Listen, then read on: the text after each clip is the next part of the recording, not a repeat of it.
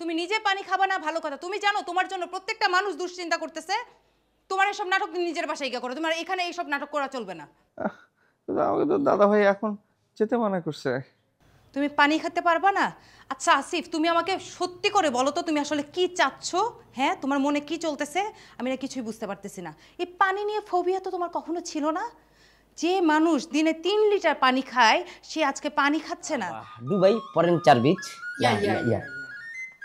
আপনাদের বাড়িটা খুবই অ্যান্টিক প্রাইম, তবে অতীব দুঃখের বিষয় হচ্ছে বাড়িটা রাখতে পারবো না।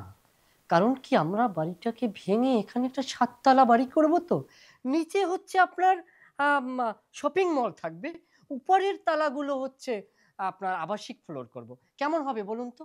Your name Belal. বেলাল সাহেব, 7 তলা ফ্লোর করবেন না 1 ফ্লোর করবেন না শপিং মল করবেন, এটা সিদ্ধান্ত তো ব্রাদার অনেক পরে।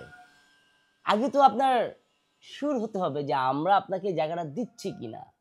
বাই দ্য ওয়ে, এটা তো কোটি টাকার একটা ব্যাপার, এটা তার ফেসে ফেসে হয়ে যায় না, না? তা বটে, তা বটে।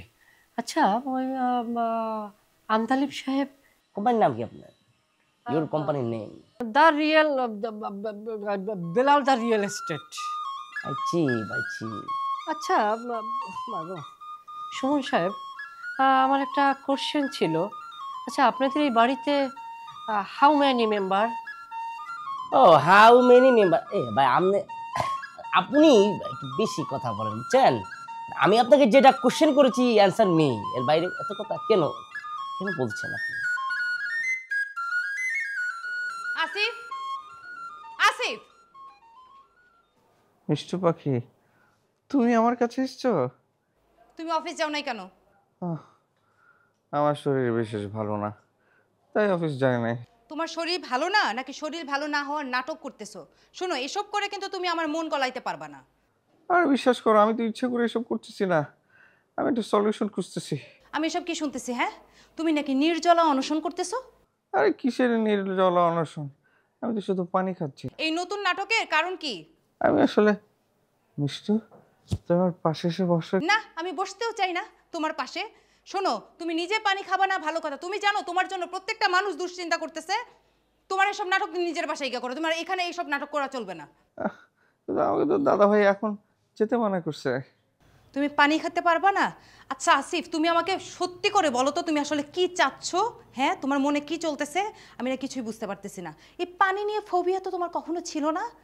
যে মানুষ দিনে 3 লিটার পানি খায় সে আজকে পানি খাচ্ছে না, এটা তো। তাই তো, তুমি জানো না, আমার তো চোখ খুলে দিয়েছে দাদা ভাই। আমরা যে পানি খাই ওটা পানি না, বিষ। এতদিন পানি মনে করে আমি বিষ খাইতাম, তুমি ওই পানি খাও না। কি? দাদা ভাই? দাদা ভাই তোমাকে এই কথা বলেছে? সুমন ভাই, আসলে আমার মস্ত বড় একটা অন্যায় হয়ে গেছে, ভুল হয়ে গেছে। আমি আসলে আমার ভুলের জন্য আমি ক্ষমা প্রার্থী। আপনাদের এই আন্দালিব সাহেবের বাড়িটা বিক্রি করে দিতে চাওয়াটা, এটা আমার আসলে জীবনের একটা বড় অন্যায় হিসাবে আমি মানিয়ে নিলাম। আর আপনার এত প্রশ্নের উত্তর দিতে অনেকটা ক্লান্ত।